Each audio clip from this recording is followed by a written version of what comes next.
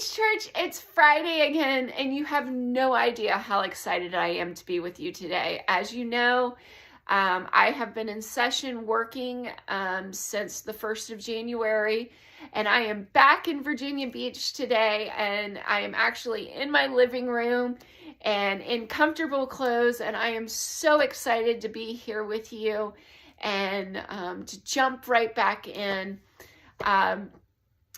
And you have no idea what these sessions do on Fridays for me, so I can come and connect and tell you what God is doing in my spiritual life.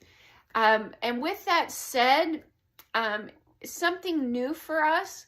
If you have testimony or if God has given you a blessing or if you need prayer, please put it in the comments. I look at all of them, or you can message Beach Church or me personally, and we will reach out to you. So today's reading was Deuteronomy 28 through 30. And let me tell you, I am on this journey with you. I am no Bible scholar, as you know. These were a little difficult to read, but this was a powerful section of scripture. And we're seeing the movement here, a legalism of the law to the liberty of the spirit. So I took lots of notes. As you know, I'm old school and I write things down, but I also have notes on my computer I took down. So I'm going to be switching back and forth because, like I said, this was a little harder of a read for me. It might not have been for you. But let's jump right in. We are seeing that Moses is laying out, God is having Moses lay out, I should say, the blessings and curses of being obedient and disobedient of the law. And so Moses is saying, God says that if you are obedient of the law, he's going to make Israel over all others. Israel will be the holy people. And this is like showing God's possession of Israel. But then Moses is saying, but if you are disobedient, it's a curse. And you know, if you're obedient, it's a blessing and you're choosing life. But if you're choosing to be disobedient, and if you are choosing to have the stubborn heart, and if you are choosing to sin willfully and go against God's law, that it's a curse, and the curse is death. And he goes into, you know, this sin will lead into confusion. And one of the things that hit home with me is I know that, and I hope that they're watching now, I know that when I went through a difficult time in my life and sin was very apparent, which we all sin every day, we are not worthy, but when we are not walking every day in the Word, when we are not walking with Christ every day, and you know, we are sinning willfully, things become chaotic. And Moses says here that this sin is going to lead to confusion and family chaos. And that really hit home with me because several years back, I have had that, and there are still lingering things from that. And I want us to think about that. And, you know, I think that some of us, that we could really resonate with that. Because no earthly hurts quite like close family or friends, right? But we also see that he says there's going to be disease and drought and exile. And it's the curse of death. And we're seeing, he's saying if you're seeking idols. But then Moses comes back and prophesies that, God's going to allow this. And then he comes back and says, but God would restore and have compassion. And one of the things that stuck out to me is God will circumcise their hearts. And I didn't really understand what that meant. And so I did a little digging and I did some praying on it. And what I came up with is that statement meant that God would purify and make holy. So those were my notes as I was reading this scripture and trying to comprehend it. So now we're going to go on to my computer notes. So we go into chapter 28, and it's the blessing cycle. And I have it down as the blessing track. When you listen to God and follow his lead, you're on a path where goodness and mercy follows you.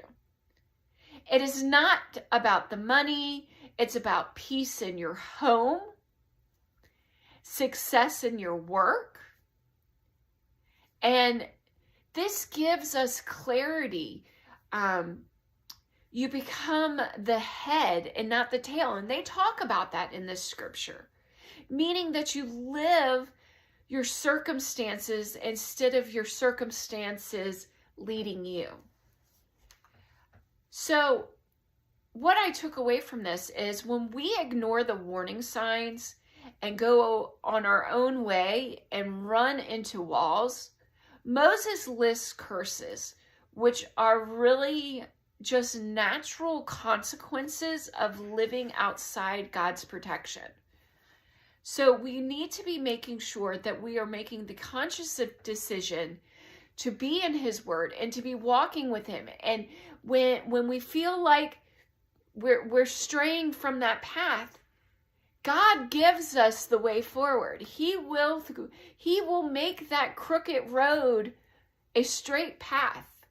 And it might be narrow. He tells us in scripture that it is narrow, but we can do it. So in chapter 29, I labeled this as just don't play church. Moses warns people about the dangerous trap, thinking you're fine because you're part of a group. Just because you go to church on Sunday and you go through the motions doesn't mean anything. Like, you have to put in the work. Most of us work a daily job every day, and we have to put in the work to get productivity. He says, don't be the person who thinks, I'll be fine even if I just do whatever I want. Like, that doesn't work. The lesson is God isn't looking for the religious robot. He wants a real relationship with us. If your heart isn't in it, the rituals don't matter. It's like being in a marriage where you say the right words, but you don't actually care about your spouse or your family.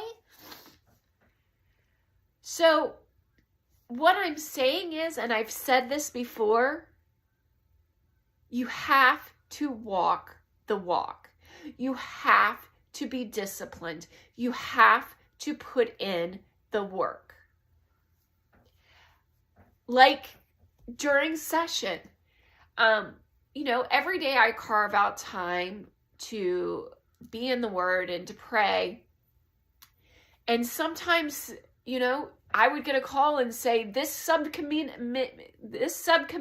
is meeting in 20 minutes, or at 6:30 in the morning. Well, 7:30 in the morning, I'm sorry.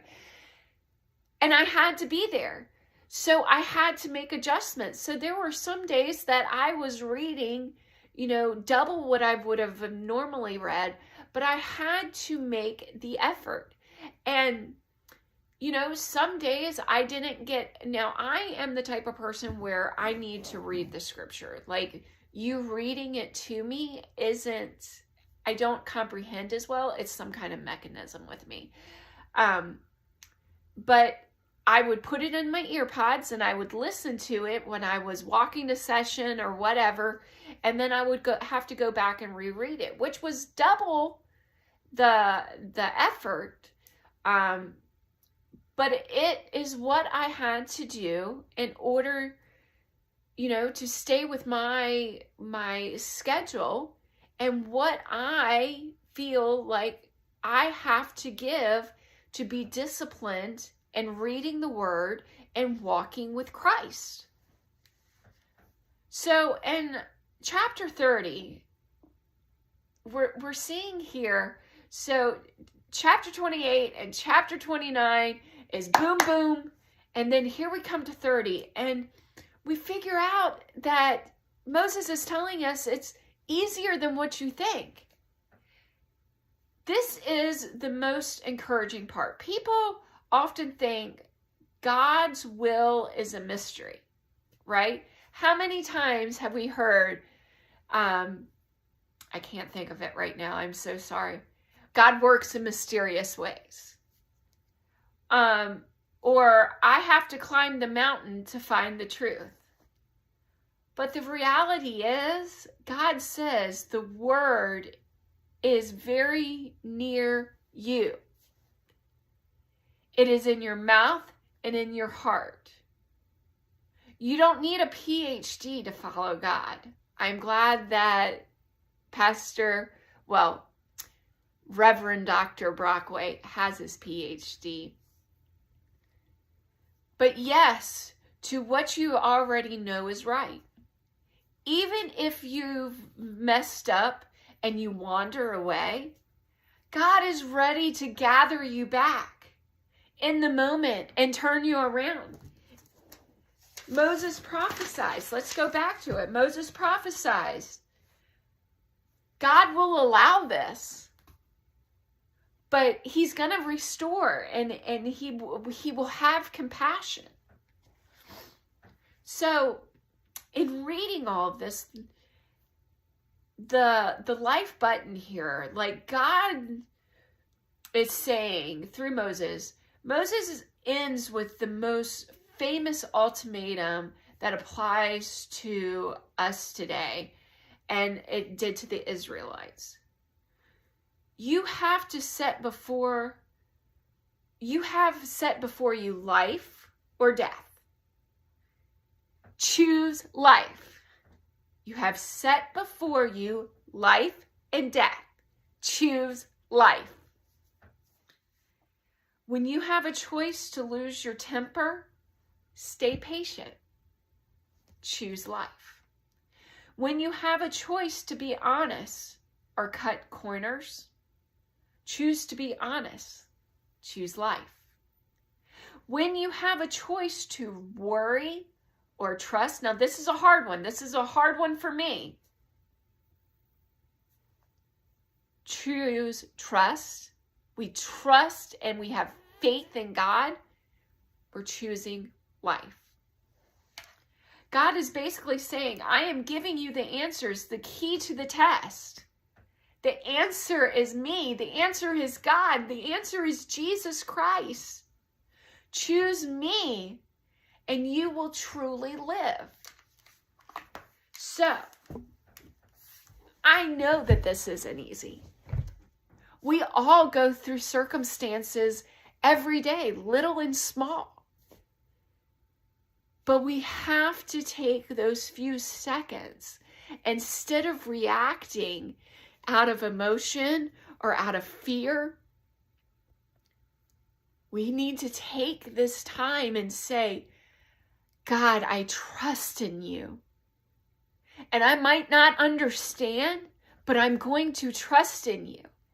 And And if you still are feeling anxious and you have that fear, you pick up that Bible, and I promise, start reading, and He will fill you with what you need and the reassurance. Choose life. And it's not easy. This isn't made for us to be easy. But I can tell you this. I'm not saying that there's not going to be any storms, because I go through them every day. But I look at life, and I look at 6 years ago versus now in my life. And 6 years ago was chaos. And I loved God, but I wasn't making the effort every day to be in the Word and to be walking with Him and laying it all at the altar. But today, even when it can be a little frustrating or scary, I know that no matter what, I am walking with God, and I have faith that He is going to pull me through. And you have no idea the blessings that have come from that. So I challenge you this week, no matter how big or small the problem is, give it to God.